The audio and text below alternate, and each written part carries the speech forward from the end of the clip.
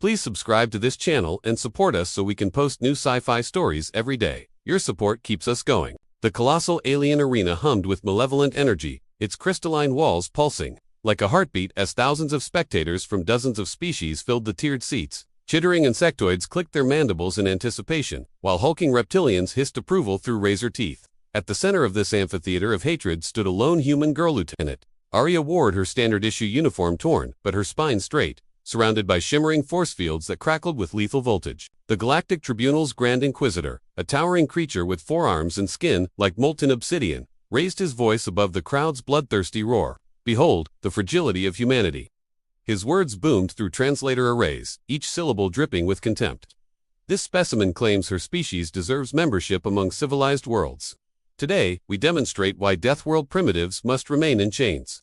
The arena erupted in cruel laughter, alien voices blending into a symphony of mockery that seemed to shake the very foundations of the structure. Whispers rippled through the crowd like poison. The humans will break, they always do. A Gorvani warlord, his battle scars gleaming under the arena's harsh lights, leaned forward with predatory interest. Watch her soil herself when she sees what we've prepared. His companions chuckled, their thermal vision already tracking Aria's elevated heart rate. But her face remained a mask of calm defiance, her dark eyes scanning not the jeering masses above, but the massive doors that dominated the arena floor. Those doors began to grind open with a sound like thunder, metal shrieking against metal as hidden mechanisms labored to reveal what lay beyond. The crowd fell into anticipatory silence, broken only by the mechanical groaning and the subtle hum of recording drones that would broadcast this moment across the galaxy. Shadows danced at the threshold, and then they emerged, predator cubs from the nightmare jungles of Zarian Prime, creatures bred specifically for this moment. They were magnificent terrors, each the size of an earth tiger but built for violence. Their fangs, already longer than Aria's fingers, gleamed like ivory daggers in the artificial light. Corded muscle rippled beneath midnight black fur, marked with electric blue stripes that seemed to pulse with their heartbeats. Their eyes burned like molten gold, and their tails thick as a man's arm, and ending in bone spikes lashed the air like living whips. The aliens had bred them for one purpose: to be the perfect instruments of terror, creatures whose very playfulness could shred a human to ribbons. The tribunal's laughter reached a crescendo as the cubs snarled and circled Aria, their massive paws silent on the arena floor despite their size. "See how they hunt," the Grand Inquisitor proclaimed. "Even as younglings they know prey when they smell it." The spectators leaned forward in their seats, alien tongues already tasting the anticipated blood. Recording drones swooped lower, their lenses focusing on what they expected to be humanity's final humiliation. Instead of flinching or crying out, Aria did something that made the entire arena catch its breath. She knelt, not in submission or defeat, but with the gentle deliberation of someone approaching a frightened animal. Her hand extended slowly, palm up, fingers relaxed. The crowd's gears died in their throats as they watched this impossible scene unfold. Humans were supposed to run, to scream, to beg for mercy. They weren't supposed to kneel with such quiet dignity. The first cub, its fur bristling with killing intent, lunged toward her with a snarl that could have shattered glass. But inches from her throat, it stopped. Its massive head tilted, nostrils flaring as it caught her scent. Not fear, not desperation, but something else entirely. Something the creature had never encountered in its short, brutal life. Slowly, almost hesitantly, it pressed its enormous head into Aria's palm. The arena fell into stunned silence. 5,000 alien voices died in an instant, replaced by a quiet so profound that the hum of the force fields seemed deafening. Another cub approached, then another, until Aria was surrounded not by predators, but by creatures that seemed to recognize something in her that their own creators had failed to understand. The youngest of the litter, its stripes still pale with youth, curled itself around Aria's feet like an oversized house cat. Its rumbling parasound, that should have been terrifying given the size of its chest, cavity filled the silence with an oddly comforting vibration. Aria's fingers found the spot behind its ears, scratching gently, and the creature's massive fangs gleamed harmlessly as it nuzzled against her leg. "Impossible," whispered a Zentari diplomat, his four eyes wide with disbelief. "They are killers, weapons, not pets." His words carried clearly in the unnatural quiet, and other spectators began to murmur among themselves. Decades of propaganda about human weakness suddenly felt hollow as they watched their most fearsome predators behave like devoted companions. The tribunal's commander, his ceremonial armor clanking with fury, slammed his claws against the viewing platform's railing hard enough to leave gouges in the metal. "This is manipulation. Trickery. End it now." But even as he spoke, his voice carried an edge of panic. The crowd was transfixed, watching something that challenged everything they'd been taught about the galaxy's natural order. The cubs pressed closer to Aria, forming a protective ring around her kneeling form. Their earlier snarls had transformed into contented rumbles as she whispered to them in soft tones that the arena's acoustics couldn't quite carry to the stands. But her words weren't for the crowd anyway. They were for the frightened young creatures who had never known kindness. Only the harsh conditioning meant to make them into perfect weapons. "You're just babies," she murmured, her voice barely audible even to the nearest recording drones. "Hungry, scared babies who never asked to be turned into tools." One of the cubs' stripes darker than the others, marking it as the pack's natural leader pressed its massive forehead against her shoulder with surprising gentleness. Not weapons, just lost children who forgot what it felt like to be loved. The Grand Inquisitor's composure finally cracked. "Shock them," he roared to the arena's control booth. "Force them into aggression. This mockery ends now." Defensive drones swooped down from hidden alcoves, their neural disruptors charging with whines like banshee screams. The crowd gasped as electrical arcs lanced toward the cubs, designed to trigger their predatory instincts through pain and confusion. But when the shock struck, the cubs didn't turn on Aria. Instead, they roared not the playful vocalizations they'd made moments before, but sounds of pure fury that made the arena walls vibrate.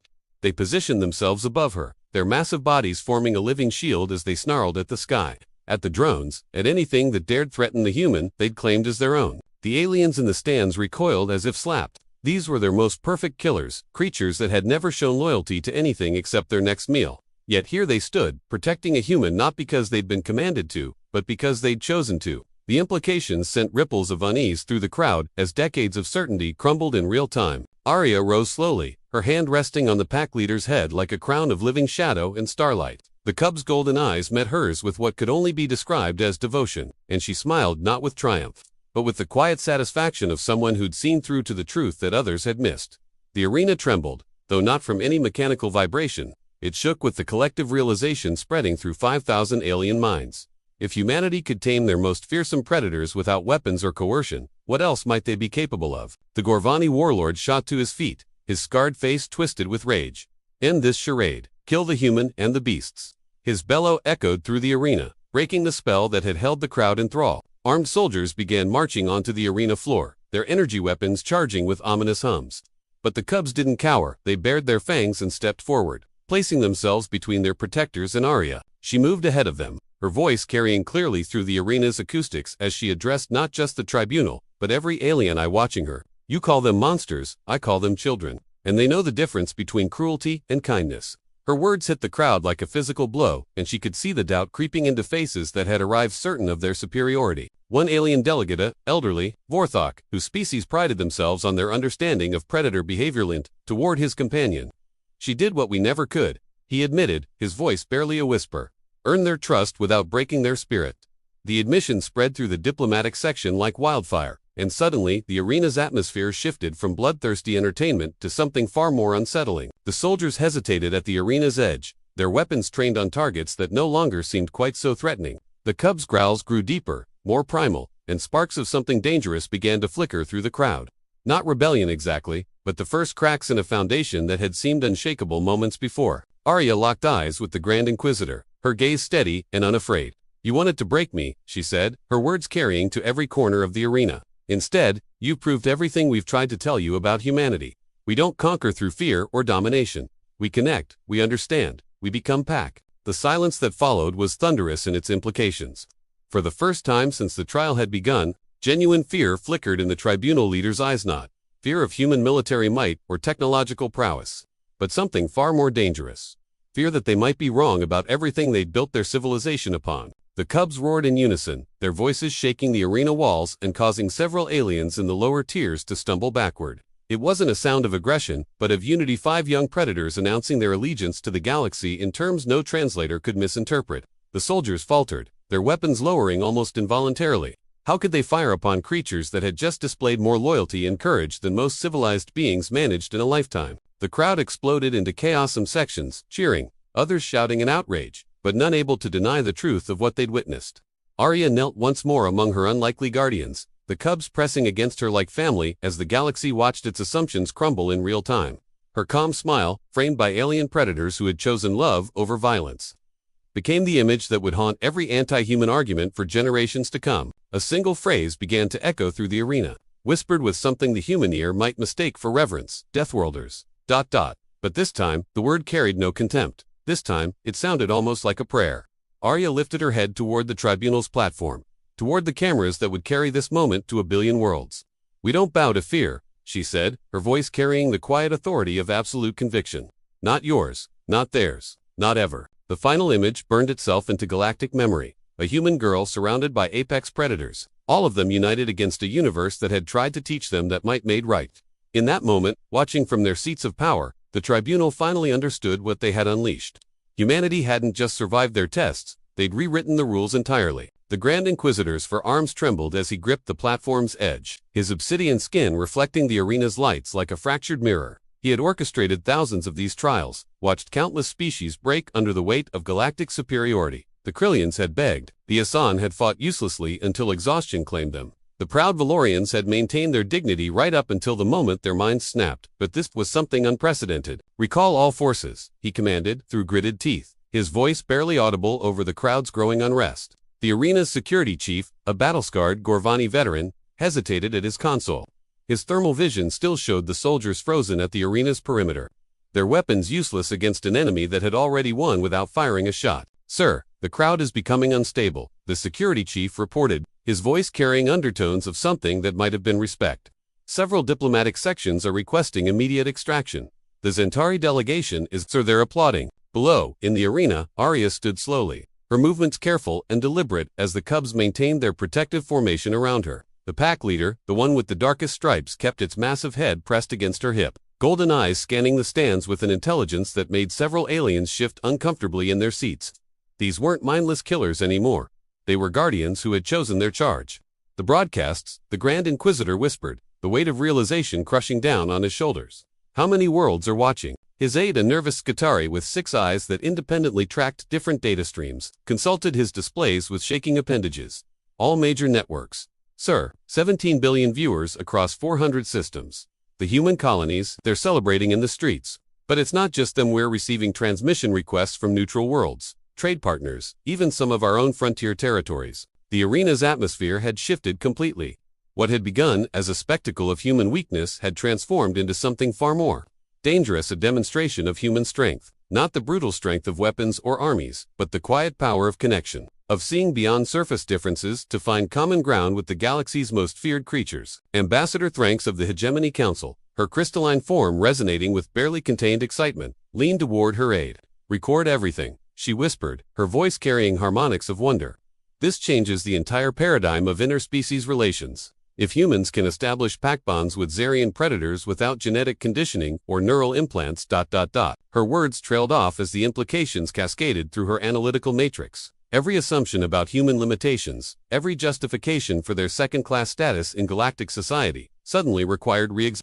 The hegemony's own research into Zarian predators had consumed decades and cost hundreds of lives, yet had never achieved anything approaching the bond they were witnessing. Aria's voice cut through the chaos, clear and carrying despite the arena's size. "I know you're watching," she called to the cameras, to the billions of eyes focused on this moment.